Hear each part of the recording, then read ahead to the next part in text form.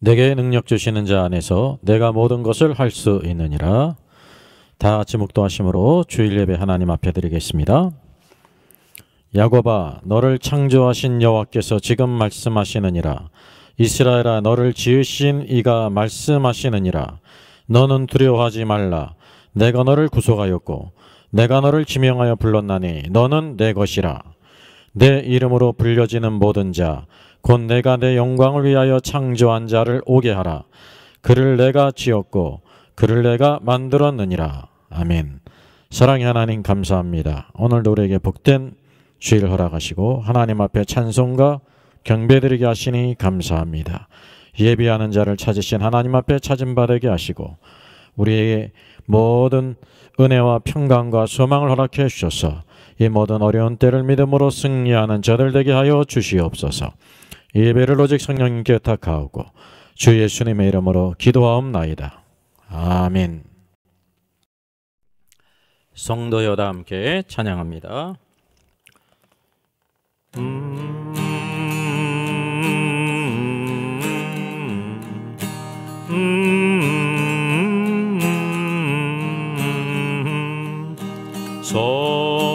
성도여 다 함께 할렐루야 아멘. 주 찬양하여라 할렐루야 아멘. 주 보좌 앞에서 대가신 은혜를 다 찬송하여라 할렐루야 아멘. 만문을 열어라 할렐루야 아멘. 온 하늘 울려라 할렐루야 아멘. 인도자 되시며 친구가 되신 주 그 사랑 끝없다 할렐루야 아멘. 주 찬양하여라 할렐루야 아멘. 찬양은 끝없다 할렐루야 아멘. 거룩한 집에서 순종길이며 늘 찬송 부르자 할렐루야 아멘.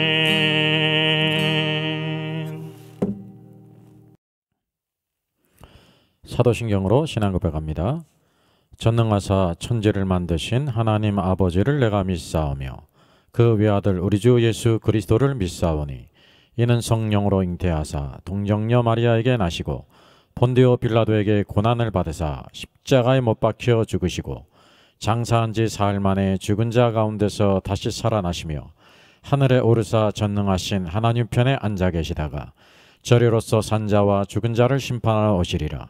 성령을 믿사오며 거룩한 공야와 성도가 서로 교통하는 것과 죄를 사여 주시는 것과 몸이 다시 사는 것과 영원히 사는 것을 믿사옵나이다. 아멘. 교동문 131번 고난주간입니다. 우리가 전한 것을 누가 믿었느냐? 여호와의 팔이 누구에게 나타났느냐? 그는 주 앞에서 자라나기를 연한 순 같고 마른 땅에서 나온 뿌리 같아서 고운 모양도 없고 풍채도 없은즉 우리가 보기에 흠모할 만한 아름다운 것이 없도다. 그는 멸시를 받아 사람들에게 버림받았으며 강고를 많이 겪었으며 질고를 아는 자라. 그는 실로 우리의 질고를 지고 우리의 슬픔을 당하였거늘 우리는 생각하기를 그는 징벌을 받아 하나님께 맞으며 고난을 당한다 하였노라. 그가 찔림은 우리의 허물 때문이요 그가 상함은 우리의 죄악 때문이라. 그가 징계를 받음으로 우리는 평화를 누리고 그가 채찍에 맞음으로 우리는 나음을 받았도다. 우리는 다 양 같아서 그릇 행하여 각기 제 길로 갔거늘 여호와께서는 우리 모두의 죄악을 그에게 담당시키셨도다. 아멘. 사랑과 은혜가 풍성하신 하나님 감사합니다. 4월을 맞아 첫 주일 하나님 앞에 찬송과 예배를 드리게 하시니 감사합니다. 창세전에 우리를 택하시고 예수 그리스도 안에 우리를 구속하시고 우리를 지명하여 불러 주의 것으로 삼으신 것을 감사합니다. 오늘도 크신 이름을 위하여 오늘도 우리를 부르셨사오니 항상 오늘도 부르심에 따라 살아가는 저들 되게 하여 주시며 이 땅에서 주 예수 그리스도의 이름의 영광을 드러내는 저들 되게 하여 주시옵소서. 온 세계가 참으로 어려움을 당하고 있습니다. 오늘도 하나님 아버지 인간의 연약함과 죄악과 부족함을 깨닫게 해주시며 여호와 하나님께로 돌아가는 저희들 되기를 원합니다. 저들의 모든 심령들 말씀과 성령 안에 나타날 비춰보게 하여 주시고 항상 우리 주 예수 그리스도 안에서 합당한 삶을 살고 있는지 주의 부르심을 따라 살고 있는지 주께서 우리에게 주신 아름다운 직분과 의무를 따라 잘 감당하고 있는지 나 자신을 살펴 돌이키게 하여 주시고 오늘도 우리를 세우시고 붙드시는 주님의 은혜를 덧입혀 주시옵소서. 두려워하지 않게 하시고 주님만 의지하는 저희들 되기를 원합니다. 오직 여호와 하나님밖에 구원자가 없음을 믿습니다. 주께 소망을 두게 하시고 주를 의지하게 하시고 기도하게 하여 주시고 나의 모든 삶들 한 걸음걸음마다 오늘도 좌로나 우로나 취지 않고 달려나가는 자들 되게 하여 주시며 오늘도 여호와 하나님의 크신 이름 우리에게 주셨사오니 항상 주를 증거하며 의롭게 살게 하시고 말씀 가운데 구별되어 거룩한 하나님의 백성으로 살게 하여 주시옵소서. 이 시간도 우리의 모든 무거운 짐들과 수고로운 것들 주님께 다 내어 맡기오니 주께서 평강 주시며 항상 주의 크신 은혜를 따라 주의 멍에를 매며 오늘도 내 짐은 쉽고 가볍다는 주의 거룩하신 말씀을 체험하게 하여 주시옵소서. 이 예배를 오직 성령님께 의탁하오고 주 예수님의 이름으로 기도하옵나이다. 아멘. 내 너를 위하여 찬양합니다.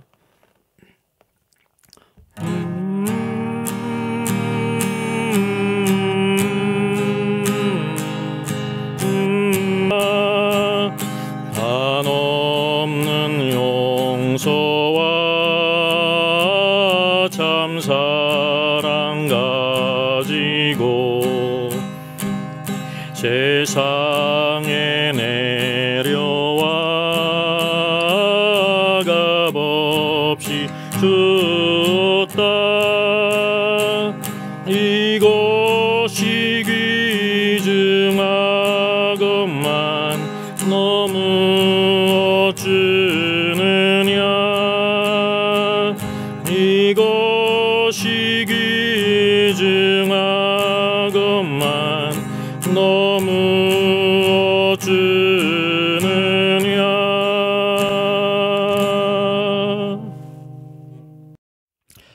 오늘의 말씀은 누가복음 21장 1절로 30절입니다. 지금은 대환란의 때인가 휴거되려면. 5절로 11절 같이 봉독하겠습니다. 어떤 사람들이 성전을 가리켜 그 아름다운 돌과 헌물로 꾸민 것을 말하며 예수께서 이르시되 너희 보는 이것들이 날이 이르면 돌 하나도 돌 위에 남지 않고 다 무너뜨려지리라. 그들이 물어 이르되 선생님이여 그러면 어느 때 이런 일이 있겠사오며 이런 일이 일어나려 할 때에 무슨 징조가 있사오리까? 이르시되 미혹을 받지 않도록 주의하라. 많은 사람이 내 이름으로 와서 이르되 내가 그라하며 때가 가까이 왔다 하겠으나 그들을 따르지 말라. 난리와 소요의 소문을 들을 때 두려워하지 말라. 이 일이 먼저 있어야 하되 끝은 곧 되지 아니하리라. 또 이르시되 민족이 민족을 나라가 나라를 대적하여 일어나겠고 곳곳에 큰 지진과 기근과 전염병이 있겠고 또 무서운 일과 하늘로부터 큰 징조들이 있으리라. 아멘.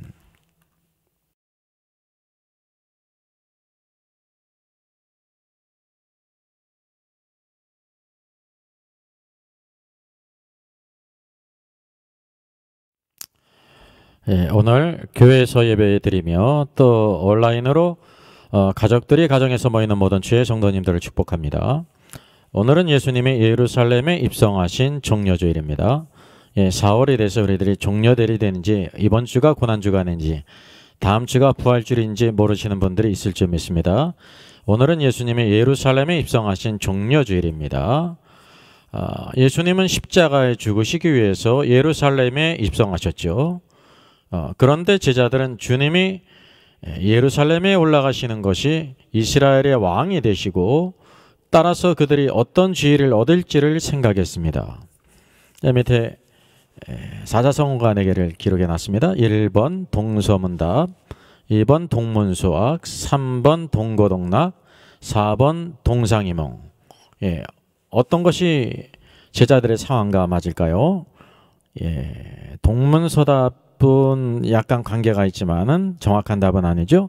동상이몽입니다. 동상이몽에 전혀 딴 생각을 하고 있었죠. 사실 이 가운데 어떤 상태가 되어야지 굉장히 좋은 상태라고 우리가 말할 수 있을까요? 동거동락입니다. 주님과 같은 생각을 갖고 같은 길을 가야 될 텐데 그러지 못했다고 하는 사실이죠. 주님께서 이 주간 이제 고난주간을 거쳐 금요일 십자가 달려 돌아가십니다. 유월절 어린 양으로서 우리 죄를 대속하시기 위해서 십자가 달려 돌아가시는 그런 길을 우리가 생각해야 합니다. 오늘날 우리들이 고난주간을 맞으면서 오늘날 우리들의 영적인 상태가 어떠한지 다시 한번 말씀과 성령 안에서 나 자신을 돌아보면서 이때를 분별해서 주께서 부름을 향해서 달려나가는 귀한 은혜가 있기를 바라겠습니다. 지금 시대가 어떤지 한번 간단히 살펴보겠습니다. 전 세계가 코로나19로 인해서 큰 고통을 당하고 있죠. 3월 28일자 통계입니다. 그때만 해도 미국이 10만 명이었습니다. 4월 4일자 전 세계 코로나19 확진자 현황입니다. 얼마 지나지 않았는데 미국이 27만 명이 넘었죠. 전 세계가 정말 거의 일상생활이 정지되어 있고 큰 어려움을 당하고 있습니다. 이런 사태를 맞이해서 우리가 하나님 말씀을 통해서 이 시대가 어떤 때인지를 같이 상고해 보고자 합니다. 사랑하는 성도 여러분, 지금은 대환란의 때일까요? 대환란이 가까웠을까요? 지금이 바로 어떤 때인지 확실하게 성경 말씀을 통해서 같이 상고하기를 원합니다. 예루살렘 성이 회파되어지고 로마 군에 의해서 공격당하는 사진입니다. 오늘의 말씀은 5절과 6절 말씀 같이 한번 읽겠습니다. 어떤 사람들이 성전을 가리켜 그 아름다운 돌과 헌물로 꾸민 것을 말하며 예수께서 이르시되 너희 보는 이것들이 날이 이르면 돌 하나도 돌 위에 남지 않고 다 무너뜨려지리라고 말씀하셨습니다. 여기 어떤 사람은 마태복음을 보게 되면 제자들입니다. 이 성전이 얼마나 이스라엘 백성들에게 긍지를 갖다 주고 자랑스러워하는 그런 영광스러운 것입니까? 그래서 그 아름다운 돌과 헌물을 꾸민 것을 말하게 될 때 주님께서 이제 앞으로 날이 이를 때 그랬습니다. 여기 미래형입니다. 앞으로 있을 일을 말씀하셨죠. 돌 하나도 돌 위에 남지 않고 다 무너뜨려지리라고 주께서 말씀하셨습니다. 여러분, 이 말씀이 언제 성취되었을까요? AD 70년, 주 70년 베스파시우스 황제가 이제 유대가 이 독립운동을 할 때 로마 입장에서는 반란을 일으킬 때 베스파시우스가 여기 유대 진압군으로 오다가 이제 로마의 황제가 되게 되어집니다. 그래서 그의 아들 티투스에게 4개 군단을 맡겨서 이 자기 치세에 이제 그 걸림돌이 되지 않도록 진압하도록 명령을 내립니다. AD 70년. 그래서 봉쇄 작전에 들어갔습니다. 그래서 물과 결국 식량들이 고갈되어 갔죠.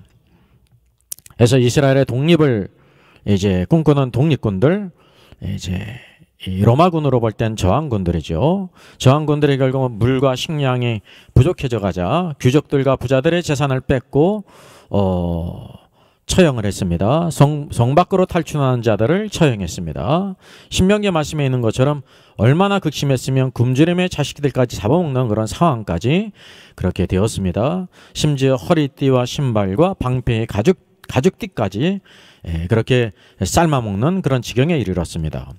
결국 로마군들이 예루살렘을 에워싸는 토성이 완성되어지고 공성장비가 배치되어집니다. 심지어 이게 그 예루살렘이 멸망할 것을 예견한 그 사람들이 탈출에 성공하죠.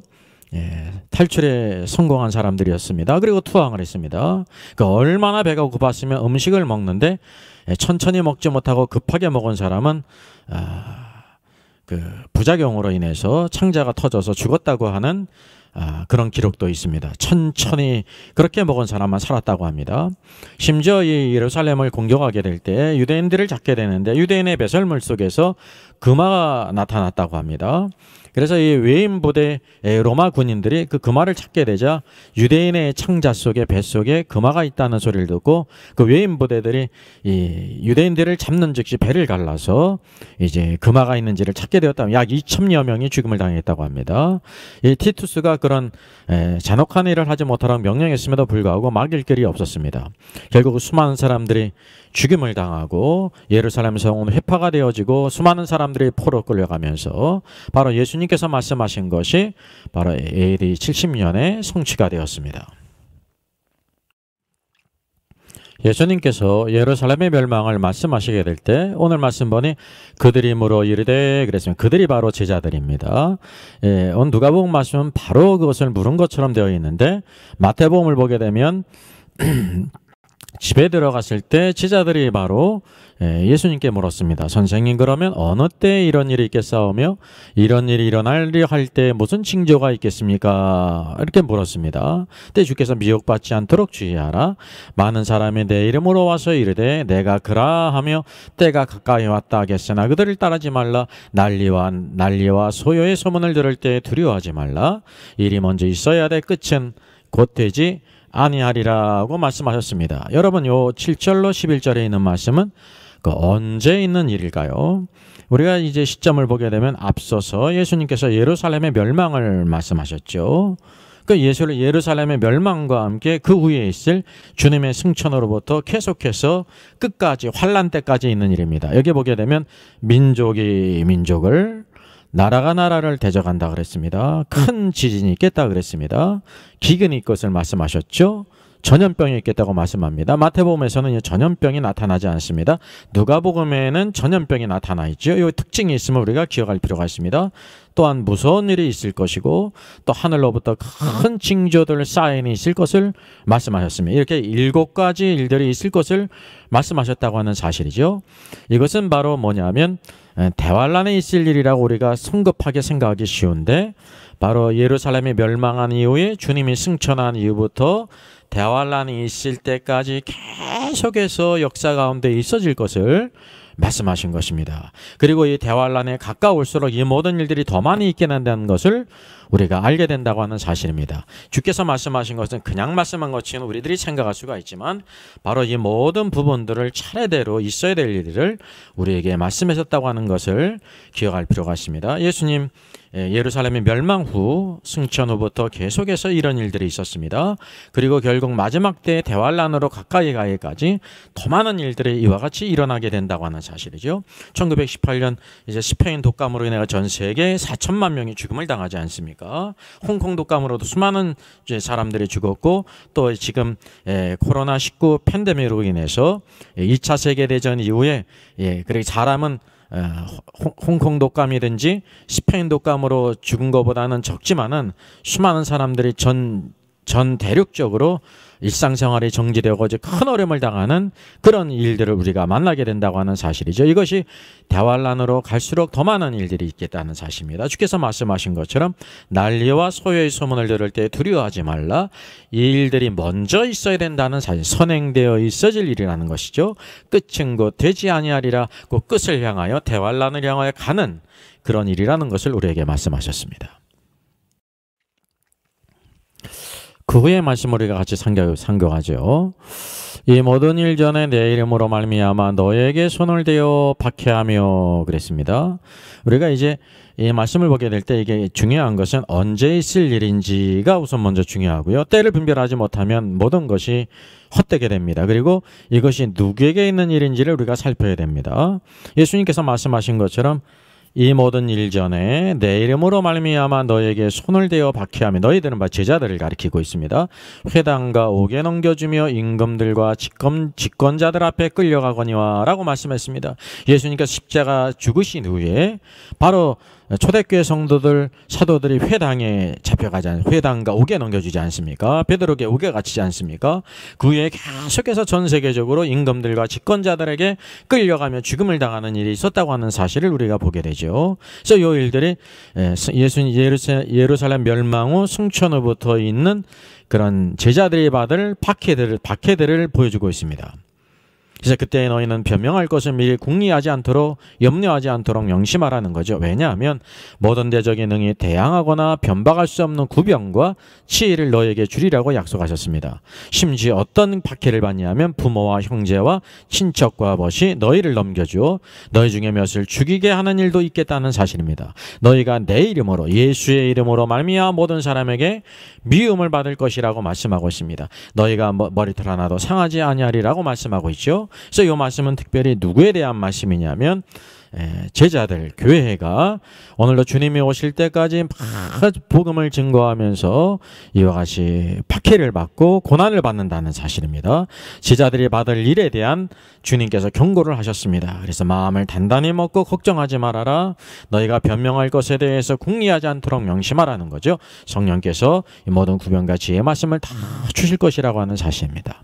그래서 너희 머리털 하나도 상하지 아니하리라 말씀하시면서 너희의 인내로 너희 영혼을 얻으리라고 말씀하셨습니다. 여러분 이 말씀 많이 오해하는 말씀이죠. 왜냐하면 너희의 인내로 너희 영혼을 얻으리라 그랬으니까 영혼을 구원받는구나 이렇게 해서 고난을 다 겪고 참아야 구원받는구나 라고 생각한다는 사실입니다. 아닙니다. 여기 보게 되면 이 영혼이라는 것은요 헬라어 푸시케입니다. 푸시케는 영어의 소울이에요. 혼이에요.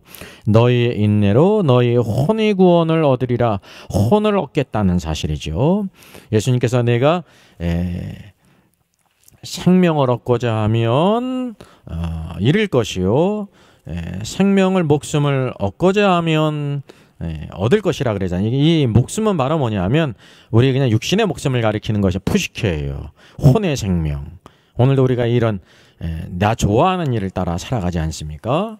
그래서 이 혼의 생명은 구원받은 이후에 예수님 믿고 구원받는다는 뜻이 아니라 예수를 믿고 구원받은 후에 구원받았다는 것은 우리 영이 구원받았거든요. 이제 주님을 따라가는 것이 우리가 마음과 뜻과 정성을 다해서 지정에 인격적으로 주님께 순종하고 주님을 의지적으로 섬겨야 된다는 거죠. 여기 인내도 우리 의지를 가리키는 거니까 끝까지 이런 세상에 많은 박해가 있기 때문에 끝까지 인내함으로 너의 혼을 얻으리라는 것입니다. 혼을 얻는다는 것은 주님께서 재림하실 때 그 기쁨의 때에 들어간다는 사실이죠. 왜냐하면 이 땅에서 주의 말씀에 순종했기 때문에 많은 고난과 박해를 받았거든요. 그것을 극복하지 않았습니까? 오늘도 이 땅에서 주님의 주시는 위로가 있을 뿐만이 아니라 주님께서 만왕의 왕으로 재림하실 때 그 기쁨의 때에 들어가는 일들을 여기에서 언급하고 있는 것입니다. 그래서 여기 승천후부터 대환란까지 지자들이 받을 박해를 예고하시면서 주님이 우리와 함께 계시고 우리에게 주실 그 은총을 약속하신 것입니다. 그 다음에 이어서 20절 이하를 말씀하셨습니다. 같이 한번 읽겠습니다. 너희가 예루살렘이 군대들에게 에워싸이는 것을 보거든 그랬습니다. 샬시죠. 미래요. 그 멸망에 가까운 줄을 알라. 그때 유대에 있는 자들은 산으로 도망할 것이며 성내에 있는 자들은 나갈 것이며 촌에 있는 자들은 그리로 들어가지 말지어다 라고 말씀하고 있습니다. 여러분 이 말씀을 보게 될 때 첫 번째 중요한 것이 뭐라고 그랬습니까? 이게 언제 있을 일인가 라는 것이 중요합니다. 그리고 이것이 누구에게 있을 일인가 그게 두 번째 중요한 거예요. 예루살렘이 군대들에게 에워싸이는 것을 보게 된다는 사실이죠. 많은 경우에 이 말씀을 무엇이라고 알리냐면 예루살렘에 멸망당한 일 AD 70년 로마 티투스 장군에 의해서 멸망당한 것이 이것을 언급한다고 이렇게 생각이 쉽습니다. 왜냐하면 상황이 동일하거든요. 예루살렘이 군대들에게 에워싸는 것을 보거든 그랬어요. 그러나 우리가 이미 보았던 것처럼 5절 이하에서 주님께서 이미 예루살렘의 멸망에 대해서 말씀하셨습니다. 그것이 이미 이루어졌습니다. 그리고 그 시점이 넘어가고 있다고 하는 사실이죠. 이게 이제 계시록과 성경에 나타난 것을 우리가 알지 못하면 이와 같이 이런 오해가 일어난다는 사실에 비슷한 상황이기 때문에 이것이 또 AD 70년을 또 언급한 것으로 우리가 생각하면 그게 모순입니다. 두 번 그렇게 다시 말씀하시지 않습니다. 이것은 언제 있는 일이라면 마지막 대환란 때에 예루살렘이 군대들에게 에워싸요. 그러면 적그리스도의 군대들에게 에워싸인다는 것입니다. 왜냐하면 이 적그리스도는 예루살렘을 점령해서 그 성전에 자기의 우상을 세우고 경배하게 만들고 그리고 짐승의 표를 찍고 수많은 사람들을 경배하게 만든다는 것입니다. 그때가 대환란의 때라는 사실이죠. 그래서 이것은 AD 70년에 있을 일이 아니라 대환란의 시작인 예루살렘에 성전이 세워지고 그리고 적그리스도의 군대가 에워싸움으로 말미암아 예루살렘과 온 유대를 점령하는 것을 주께서 말씀하신 것입니다. 이것을 통해서 우리가 뭐를 알게 되냐면 예루살렘에 성전이 지어진다고 하는 것이 여기 보게 되죠. 그래서 이제 세 번째 성전이 지어지는 것을 우리가 본다고 하는 사실입니다. 이게 대환란의 시작입니다. 거기에 바로 멸망에 가증한 것이 예루살렘 성전에 바로 멸망에 가증한 것 우상이 서게 될 때 그때에 대환란이 시작이라는 사실이죠. 이것이 바로 대환란의 시점을 주께서 말씀하신 겁니다. 여기 보면 누구에게 주신 말씀입니까? 그때 바로 예루살렘이 멸망하게 될 때 유대에 있는 자들은 산으로 도망할 것이요 그랬습니다. 성내에 있는 성은 바로 무엇이에요? 예루살렘 성입니다. 촌에 있는 자들도 그리로 들어가지 말라. 예루살렘을 중심으로 있는 유대에 살고 있는 모든 사람들은 그리로 들어가지 말라는 것입니다. 이 날들은 기록된 모든 것을 이루는 징벌의 날이라 그랬습니다. 그리고 그때와 그날은 동일한 때죠. 예루살렘이 멸망당하는 때 아이 벤 자들과 젖 먹이는 자들에게 화가 있으리라 그랬습니다. 많은 경우에 이때가 이제 지금이 대환란인데 아이 벤 자들과 젖 먹이들에게 이제 화가 있다 말이죠. 때를 알지도 못하고 이렇게 임신을 해가지고 젖을 먹이고 그런다고 하는 때가 있었어요. 여러분 잘못 알고 있는 것입니다. 이 장소와 이 때는 언제냐면 대환란의 때의 시작이고요. 그리고 누구에게 있는 자들이면 유대에 있는 자들이에요. 유대에 있는 자들은 산으로 도망할 것이요 라고 말했습니다. 여러분 우리들이 지금 유대에 살고 있지 않습니까? 미국에 있는 성도들이 유대에 살고 있질 않아요. 여기 특별히 유대에 있는 곳을 언급하셨어요. 유대인들이 유대에 살고 있었다는 사실이죠. 왜냐하면 예루살렘이 적그리스도의 군대들에게 에워싸이며 멸망당하게 될 때 그리고 적그리스도의 우상이 세워지게 될 때 대환란의 때이기 때문에 산으로 도망하는 거예요. 성내에 있는 자들은 또 나가라는 것입니다. 성 밖으로 도망가라는 거예요. 촌에 있는 자들은 그 예루살렘 성 안으로 들어가지 말라는 거죠. 유대 땅 안에 들어가지 말라는 거죠. 그날에 바로 그때 아이 벤 자들과 젖 먹이는 자들에게 화가 있다는 것입니다. 유대 땅에 있는 그 대환란의 때예요. 지금이 아니라 그때라는 사실이죠. 여기서 이는 땅에 큰 환란과 그래서 이 큰 환란이 대환란이거든요. 큰 환란과 이 백성에게 진노가 있겠습니다 그랬습니다. 이 백성이 누구입니까? 특별히 바로 유대 백성들을 여기 가리키고 있습니다. 유대에 있는 자들, 이 백성 유대인들 그리고 아이 벤 자들과 젖먹이 드는 자들은 다 유대인이라는 사실이죠. 특별히 우리가 마태복음을 보게 되면 오늘도 이 유대에 있는 자들 큰 환난과 어려움이 있기 때문에 그때 뒤로 돌이키지 말 것을 말씀하셨어요. 그래서 칼날에 죽임을 당하고 모든 이방인에 사로잡혀 가겠고 예루살렘은 이방인의 때가 차기까지 이방인들에게 밟히리라 그랬습니다. 지금 예루살렘이 이방인에 차지하고 있지 않습니까? 그죠? 예. 앞으로 있을 일입니다. 대환란의 때 적그리스도가 이방인이거든요. 예루살렘을 점령하는 바로 계시록에 있는 이방인의 때, 한때, 두때, 반때 하나님께 설악하신 때죠. 이방인들에게 밟힐 것을 말씀하신 것입니다. 그래서 이때는 대환란의 때뿐만 아니라 유대에 있는 자들을 이스라엘을 가리키고 적그리스도가 예루살렘을 에워싸움으로 말미암아 점령하고 수많은 사람들을 죽이고 또 그곳에 자기의 우상을 성전에 세울 것을 말씀한 거예요. 이게 오늘의 말씀을 통해서도 대환란이 언급된 아주 제일 중요한 두 가지 요소가 있어요. 그러니까 예루살렘이 바로 군대들에게 에워싸는 것, 장차 에워싼다는 사실이죠. 오늘날까지 이스라엘이 독립한 이후에 예루살렘의 군대들에게 에워싸는 경우가 없었습니다. 앞으로 있을 일이라는 것입니다. 적그리스도의 군대들에 의해서 에워싸는 것을 보게 된다고 하는 사실이죠. 그때 큰 환란이 있겠다는 것입니다. 그래서 여기에 성전이 세워진 것이 이미 여기에 암시되어 있습니다. 적그리스도의 우상이 세워지게 될 때 오늘도 이때가 앞으로 올 것을 우리가 늘 주시해야 된다는 사실이죠. 이 모든 것들이 이루어지기 위해서 모든 여건들이 지금 하나씩 성취되고 있는 것을 우리가 보게 되죠. 대환란의 때에 대해서 말씀하셨고요. 그의 25절로 28절 말씀이죠. 1월 성신에는 징조가 있겠고, 그래서 해와 달과 별들에게 징조가 있겠다는 거예요. 땅에서는 민족들이 바다와 파도의 성난 소리를 일어나여 혼란한 중에 궁고하리라. 사람들이 세상에 임할 일을 생각하고 무서워함으로 기절하리라는 겁니다. 이는 하늘의 권능들이 흔들리겠습니다. 그때 바로 사람들이 인자가 구름을 타고 능력과 큰 영광으로 오는 것을 보리라 그랬습니다. 바로 예수 그리스도께서 대환란 후에 재림하실 것을 여기 언급하고 있습니다. 그 이전은 바로 대환란이고 대환란과 이어서 나오는 것이 그리스도의 재림이에요. 그래서 이런 일이 되기를 시작하거든 일어나 머리를 들라 너희 속량이 가까웠느니라. 바로 하나님이 택하신 바로 경건한 유대인들을 구속할 때가 가까웠다고 하는 사실입니다. 이것이 언제 있을 일입니까? 그리스도께서 재림하실 때요. 예루살렘 멸망 AD 70년을 가리키는 것도 아닙니다. 이것이 적그리스도의 군대들에게 에워싸는 때도 아닙니다. 이미 지났죠. 대환란 후에 그리스도께서 재림하실 때를 언급하고 있다고 하는 사실이죠. 우리가 바로 이때가 가까웠다는 것을 하나하나 깨닫게 되죠. 주님의 재림에 이어서 29절과 33절을 말씀하셨죠. 이에 비유로 이르시되 무화과 나무와 모든 나무를 보라. 싹이 나면 너희가 보고 여름이 가까운 줄을 알지 않느냐. 이와 같이 너희가 이런 일이 일어나는 것을 보거든. 그래서 이런 일이 일어나는 게 비유라는 것을 우리가 알게 되죠.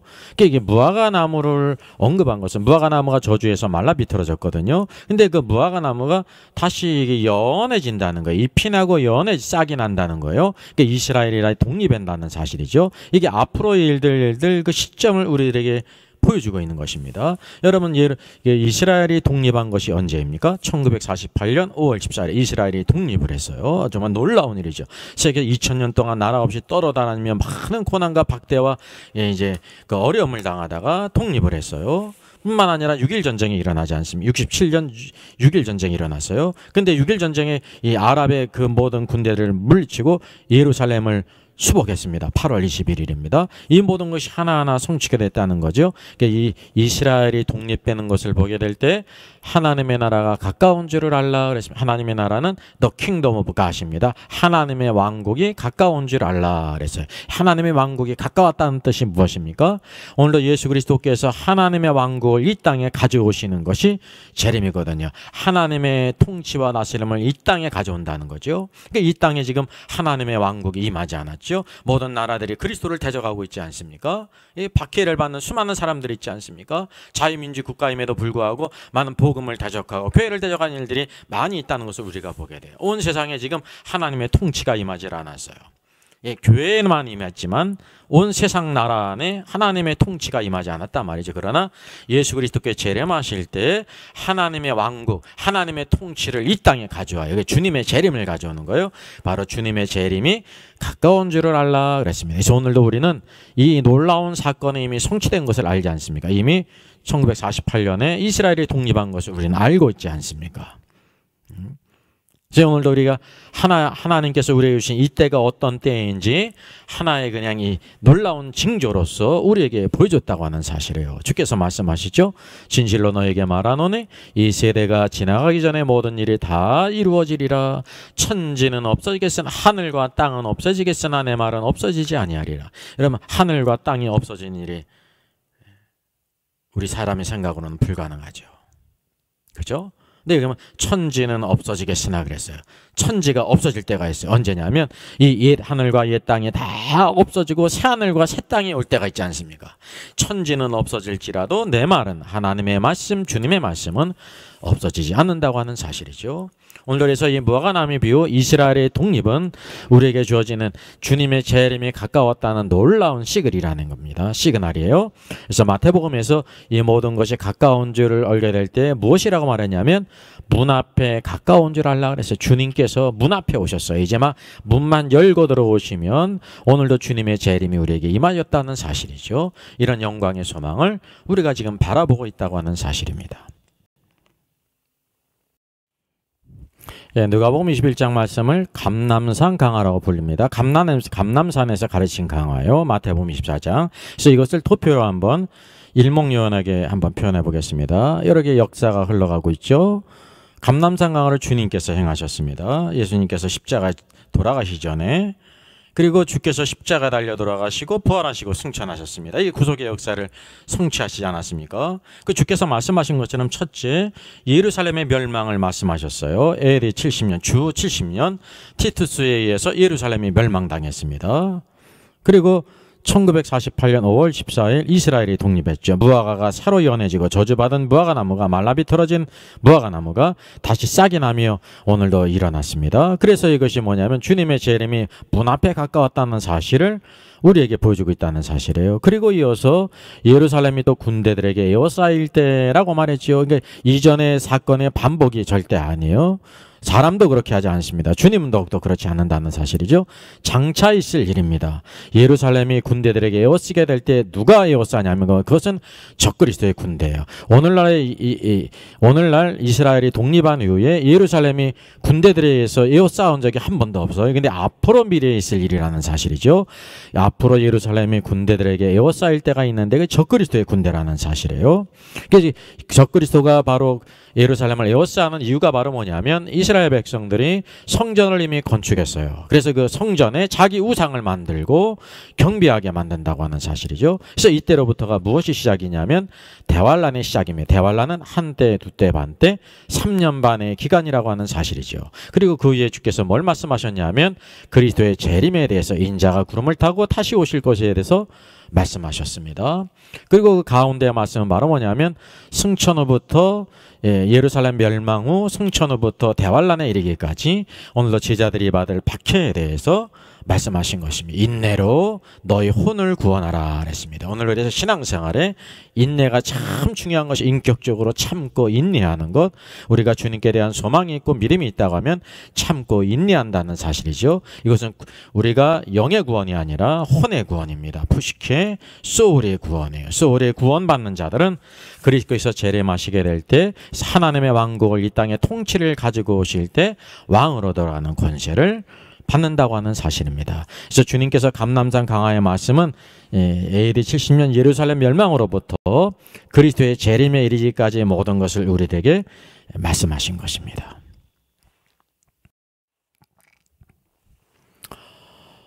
주님께서 마지막으로 말씀하신 것이 있죠. 누가복음 21장의 마지막 부분 같이 한번 읽겠습니다. 너희는 스스로 조심하라. 그렇지 않으면 방탕함과 술 취함과 생활의 염려로 마음이 둔하여지고 뜻밖의 그날이 덕과 같이 너에게 임하리라 그랬습니다.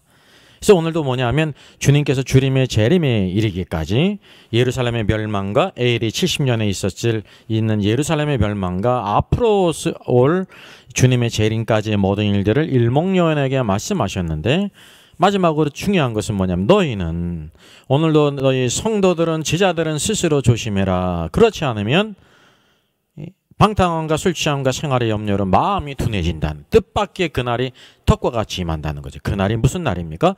대환란의 날을 덫이라고 표현했어요.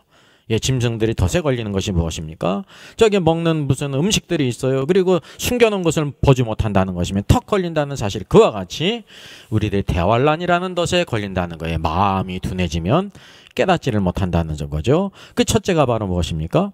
방탕함이에요. 방탕함 때문에 마음이 둔해진다는 거죠. 우리 구원받은 성도들 가운데 어떤 사람이 있다는 것을 주님이 말씀하셨냐면요, 방탕한 사람이 있다는 거죠. 호랑방탕한 삶을 사는 사람이 있다는 사실이에요. 저는 생각할 때 방탕하게 사는 사람은 많지는 않을 것입니다. 대다수는 아닐 것입니다. 일부일 것입니다. 그리고 소수일 것입니다. 그러나 중요한 것은 그것이 있다고 하는 사실이죠. 주께서 말씀하신 것이 아주 극하게 잘못된 삶을 사는 사람부터 말씀하셨어요. 방탕함에 빠진다고 하면 마음이 둔해져서 그날이 뜻밖의 대환란이 턱과 같이 임하게 될 것이라는 사실이죠. 아무리 말씀을 가르치고 이렇게 깨어있게 해도 모른다는 거예요. 방탕함 때문에. 오늘도 그래서 세상에서 우리의 방탕함에 빠지지 않는 성도가 되도록 우리가 힘을 써야 되는 거죠. 방탕함 다음에는 무엇이 있습니까? 술 취함이 있습니다. 여러분 성경에서 술 취함을 잘 기억할 필요가 있습니다. 흔히 이렇게 보게 되면 여러분 유튜브에서 한번 찾아보세요. 크리스찬들이 술을 마셔도 되나요? 음주에 대해서 많은 관심이 있죠. 그렇죠. 왜냐하면 이 세상은 술을 마시지 않고는 살아갈 수 없는 세상이에요. 온 세상이 술독에 빠졌어요. 좋은 일이 있어도 술 마시고 나쁜 일이 술을 마시고 뻑하면 술을 마셔요. 남자든지 여자든지 나이가 들었든지 젊든지 그냥 애들이든지 다 술에 취해 지난다는 사실이죠. 네. 여러분 술 마신다고 해가지고 구원 못 받는 것이 아닙니다. 구원은 조건적이 아니에요. 예수 그리스도를 믿는 자에게 구원을 주시죠. 이 술 취함의 참된 의미를 알지를 못해요. 우리는 뭐 어떻게 생각하냐면 술 마시면 구원받지 못하나요? 이런 생각을 가지고 있어요. 그 바꿔 얘기하면 바로 뭐냐면 내가 술을 마시는데 내가 병원에 가도 되나요? 술 마시는 사람 병원에 갈 수가 있죠. 네. 그 병을 고치기 위해서는 술을 안 마시는 게 좋지만 술 마신다고 해가지고 병원에서 안 받아주고 수술을 안 해주고 그러진 않는다는 사실이에요. 술 취함은 구원과 관계 있는 것이 아닙니다. 무조건적인 행위가 아니라 믿음이기 때문에 내 구원받은 다음에는 어떠해야 되냐면 이 술이라는 것은 세상을 대표한다는 사실이에요. 성경이 말씀하고 있게 될 때 술 취하지 말라 이는 방탕한 것이니 그랬어요. 술 취한 것이 어디로 흘러가냐 하면요 방탕함으로 흘러간다는 거예요. 술 취함으로 인해서. 오직 성령의 충만함을 받으라. 구원받은 성도들의 축복은 성령으로 충만하고 말씀으로 충만하고 주의 말씀에 순종하며 그것이 계명을 따르며 거룩히 구별되어 사는 것인데 술 취하게 될 때요 그러지 못한다는 사실입니다. 자기 육신도 가누지를 못해요. 자기 몸도 건사할 수가 없어요. 자기 몸을 지킬 수도 없어요. 술 취하면 바로 뭐냐면 취하게 만드는 것입니다. 오늘 분별력 있게 만드는 것이 아니라. 그래서 신앙생활에 뭐냐면 항상 우리가 성령으로 충만하고 말씀으로 충만한 삶을 살지 못하게 될 때 술 취함이 온다고 하는 사실이죠. 이 술 취함은 방탕함보다 더 많은 사람들이 이렇게 관계가 돼 있지 않습니까? 우리가 많은 제가 안타까운 것은 바로 뭐냐면 신학자도 그렇고 목회자들도 그렇고 술 취한 것에 대해서 그냥 많이만 마시지 않으면 되지 뭐 이렇게 생각하든지 그냥 술 취하는 게 뭐 구원과 관계였기 때문에 그냥 뭐 관대하게 그냥 이렇게 생각할 수가 있어요. 여러분 성경 말씀을 꼭 보세요. 주님께서 말씀하신 것도 술 취함에 의해서 마음이 둔해지고 그날이 대환란의 덫이 너희에게 임한다고 하는 사실을 말씀해 주고 있어요. 적극적으로 우리가 성령으로 충만해야 되는 것입니다. 우리가 술 취하게 될 때 우리의 삶은 세상과 가까워져 있는 거예요. 하나님과 가까운 것이 아니라는 사실이에요. 술 취함은 우리의 마음을 둔하게 하는 것입니다. 이 세상에서도 하나님을 알지 못하는 사람도 술 취하는 것이 그릇된 삶이라는 것을 안다는 것입니다. 둘째는 술 취함입니다. 오늘도 우리 주의 성도들이 술 취함을 극복하고 성령 안에 충만한 삶을 살도록 우리가 힘써야 되죠. 셋째는 바로 무엇입니까? 생활의 염려예요. 여러분 생활의 염려. 생활의 염려가 죄일까요? 이 세상에서 생활의 염려가 없는 사람이 어디 있어요? 이 세상에 우리 먹을 것이 없이 물질이 없이는 살아갈 수 없기 때문에 생활의 염려는 어느 누구도 빠져나갈 수가 없어요. 에녹이 하나님과 동행하다가 하나님께서 데려가셨는데 에녹이 생활의 염려가 있었을까요? 없었을까요? 있었어요. 그도 말하면 처자식이 있었고 먹여 살려야 됐단 말이에요. 생활의 염려가 있었다는 거예요. 그러나 생활의 염려는 있었지만 그것을 믿음으로 극복했다는 거죠. 왜? 하나님과 동행했다는 거예요. 하나님을 의지하고. 그래서 우리는 염려함으로 살아가지 말아야 된다는 것입니다. 이 생활의 염려는 우리가 힘쓰고 애쓰지 않아도 늘 삶 속에 말이죠. 우리 곁에 있다고 하는 사실입니다. 조금만 우리가 믿음에 힘쓰지 않으면 기도하지 않으면 깨닫지 않으면 생활의 염려 가운데 무엇을 먹을까? 무엇을 입을까? 어떻게 살아갈까? 어떻게 교육시킬까? 어떤 집에서 살까? 어떤 차를 살까? 앞에 그냥 미래의 걱정을 하며 살아간다는 사실이죠. 우리는 염려하며 사는 사람이 아니라 믿음으로 사는 것입니다. 공중의 새를 보라. 들의 백합화를 보라. 하나님께서 다 입히시고 먹이시지 않느냐? 하물며 너희일까 보냐? 그래서 우리 하나님의 자녀가 우리는 염려로 사는 것이 아니라 믿음으로 살아야 된다는 거예요. 여러분 생활의 염려는 죄는 아니에요. 그러나 생활의 염려로 살아가게 될 때 우리 마음이 둔해진다는 사실이죠. 그래서 어떻게 되냐면 그날이 대환란의 덫이 턱과 같이 임하게 된다는 사실이에요. 이게 생활의 염려는 우리 모든 그리스도인들 전부에게 다 공통적으로 있는 것입니다. 그런 가운데 우리가 주님을 경외함으로 섬기는 것이 축복이라고 하는 사실이죠. 여러분, 이것이 전부가 아닙니다. 이거는 우리들이 극복해야 될 것, 우리의 마음을 둔하게 하는 것을 말씀하셨죠. 첫째, 방탕함. 여러분의 삶 속에 혹시 방탕함이 있다고 하면 이것은 미워하고 부끄러워하고 아주 아파하면서 끊어내야 되는 것입니다. 만약 술 취함이 있다고 하면 주님, 내가 이 술 취함을 죄로 여기지 않았는데 죄로 여기게 하여 주시옵소서. 술 취한다고 해가지고 구원받지 못할 것은 아니지만 나는 구원받았고 구원받았기 때문에 하나님의 자녀로 살게 하시옵소서. 성령으로 충만하고 말씀 가운데 구별되게 하시옵소서. 정말로 단장을 끌어내는 그런 결단 가운데 모든 술 취함에서 우리가 벗어나야 됩니다. 그리고 생활의 염려도 마찬가지예요. 생활의 염려를 극복하고 믿음으로 살아야 되죠. 그 적극적으로 우리 해야 될 것을 주께서 말씀하셨어요. 이러므로 너희는 장차올 이 모든 일을 피하고, 이 모든 일이 무엇입니까? 대환란의 덫. 대환란이 임하게 될 때 수많은 일들이 이 땅에 벌어지고 있지 않습니까? 적그리스도가, 거짓 선지자가, 예, 수많은 사람들을 말이죠, 우상 숭배하게 만들고 많은 대환란의 때, 이전에도 없었고 후에도 없을 그 대환란의 때가 있다는 사실이죠.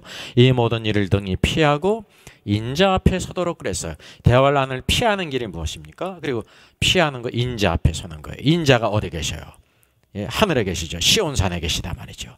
계시록 14장을 보게 되면 시온산에 어린 양과 함께 서 있는 14만 4천이 있습니다. 성도들 가운데 휴거된 사람들이죠. 그렇게 서도록, 그렇게 하기 위해서 무엇을 해야 된다는 것입니까? 첫째, 항상 기도하라는 것입니다. 기도하는 것이 축복입니다. 때때로만 기도하지 마시고요. 가끔 기도하지 마시고, 어려울 때만 기도하지 마시고, 어려울 때 기도함으로 시작해서 항상 기도해야 된다는 거죠. 기도할 때 하나님이 응답해 주세요. 하늘문을 여시고, 예? 닫힌 문을 열어주시는 분이십니다. 기도의 축복을 누리라는 사실이죠. 그리고 깨어있으라고 말씀하고 있습니다. 늘 깨어있어야 돼요. 말씀 가운데 기도로, 감사로 늘 깨어있어야 돼요. 우리가 기도하지 않으면 깨어있지 않은 거예요. 우리가 예배를 잃어버리면 깨어있지 않은 것입니다. 예, 그건 생각할 필요도 없어요. 예, 오늘도 우리들이 늘 말씀 가운데 묵상하지 않고 한다고 하면 깨어있지 않는 것입니다.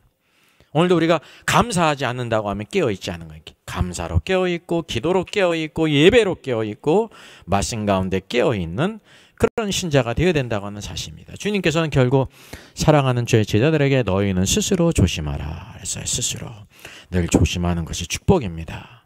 인생을 살아갈 때도 조심하는 것이 좋죠. 무엇이든지 조심을 해야 돼요. 그렇지 않으면 방탕함과 술 취함과 생활의 염려로 마음이 둔해져서 뜻밖의 대환란의 날에 턱과 같이 임하게 된다는 사실이죠. 이 세 가지를 극복하는 여러분 되기를 바랍니다. 방탕함을 극복하고, 술 취함도 극복하고, 생활의 염려까지 극복하고, 주님 내 믿음으로 살겠습니다. 주님만을 의지하겠습니다. 주의 말씀하신 대로 순종하면서 오늘도 약속하신 것을 믿음으로 강구하여서 믿음으로 승리하겠습니다. 그래서 가끔 기도하지 않고 항상 기도하겠습니다. 오늘도 이 한 주간이 고난주간이잖아요. 고난주간, 오늘도 말씀 영상을 계속 올릴 터인데 여러분 고난주간을 말씀을 묵상하며 기도로 승리하시길 바랍니다. 이렇게 우리가 어려움을 당하게 될 때 저는 그런 생각을 가져요. 하나님을 또 멀리하고 소홀히 하는 사람은 더 멀리하고 소홀하게 될 것이고, 자연히 이런 때에 더욱더 하나님을 가까이 하는 사람은 더 간절히 사모하는 마음으로 주를 가까이 하게 될 것이라는 사실이죠. 우리가 하나님을 경외하는 사람은 어떤 상황이든지 하나님을 예배하고 하나님의 뜻대로 살아가요. 그래서 이 한 주간도 기도하면서 항상 기도하는 삶을 훈련하도록 주여 오늘도 아름다운 소망을 꾸고 나가기를 바라겠습니다. 그러게 될 때 우리가 깨어있게 됩니다. 오늘도 이 시대를 잘 분별해서 오늘도 난리의 소문을 듣겠지만은 끝은 아니라 해서 끝으로 가고 있다고 하는 사실이죠. 지금 마지막 때를 향해서 막 대환란의 때를 향해서 가고 있어요. 대환란의 그 모든 증거가 일어나게 될 때 이미 끝난 것입니다. 그것이 오기 전에 우리들이 모든 것을 잘 깨닫고 준비하게 될 때 하나님의 주신 그 은혜 가운데 오늘도 주님의 말씀하신 것처럼 너희는 장차 올 이 모든 일을 능히 피하고 대환란을 피하고 인자 앞에 서도록 휴거되도록 항상 기도하고 깨어있으라 그랬습니다. 주님을 사랑하고 교회를 사랑하고 복음의 사람으로 하나님의 사람으로 살아 승리하는 저 여러분 되기를 주의 이름으로 축원하겠습니다.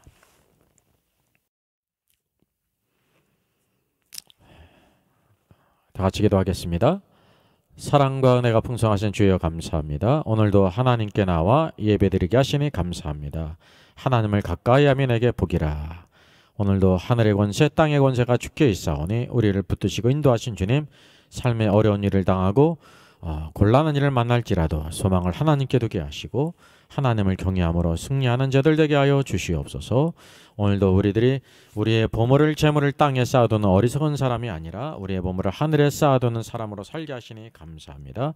신앙의 아름다운 고백 11절을 드리며 감사 예물을 드리며 이 모양 저 모양 오늘도 아버지 복음과 그리스도를 살게 하시고 성경을 드리며 주일헌금을 드립니다. 우리의 모든 삶들 주님의 것인데 항상 한 걸음 한 걸음 자로나오로나 치지 않고 하나님을 기쁘시게 하며 모든 사람을 살리는 믿음의 사람으로 쓰임받도록 도와주시고 오늘도 우리의 모든 필요들 주께서 다 아시오니 영광 가운데 풍성한 대로 채우시고 항상 주님을 찬양하며 감사로 승리케 하여 주시옵소서. 감사하고 주 예수님의 이름으로 기도하옵나이다. 아멘.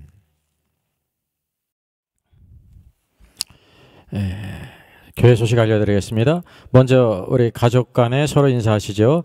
서로 인사합시다. 휴거되도록 깨어 준비합시다. 휴거되도록 깨어 준비합시다. 다음 주일은 부활주일로 지킵니다. 금주는 고난주간이죠. 그리스도의 고난을 묵상하고 기도하며 십자가를 깊이 새기는 주간 되기를 바라겠습니다. 금주는 고난주간 말씀을 유튜브로 매일 올리겠습니다. 각자 성도님들 하루 좋은 시간에 빠짐없이 묵상하고 서로 느낌을 남겨서 서로 은혜를 나누고 소통하시기를 바라겠습니다. 코로나로 인해 가지고 걸린 모든 환우들 치료를 위해서 그리고 하나님께 돌이키게 하시고 이 땅을 고쳐주시도록 기도 부탁합니다. 4월 15일 총선이 있습니다. 국가지 대사인데 하나님의 마음에 합당한 일꾼들이 선출돼서 이 나라를 바로 세워가도록 기도해 주시고 힘써주시면 감사하겠습니다.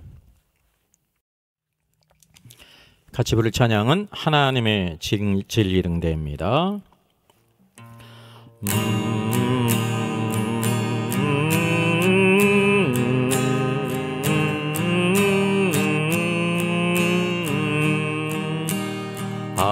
하나님의 진리 등대 길이 길이 빛나니 우리들도 등대되어 주의 사랑 비추세. 우리 작은 불을 켜서 험한 바다 비추세. 물에 빠져 헤매느니 건져내어 살리세.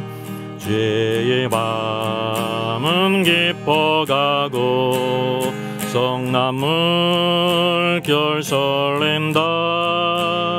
어디 불빛 없는 가고 찾는 물이 많구나. 우리 작은 불을 켜서 험한 바다 비추세. 물에 빠져 헤매느니 건져내어 살리세. 너의 등불 거두어라. 거친 바다 비춰라. 빛을 찾아 헤매느니 생명선에 건져라. 우리 작은 불을 켜서 험한 바다 비추세. 물에 빠져 헤매느니 건져내어 살리세.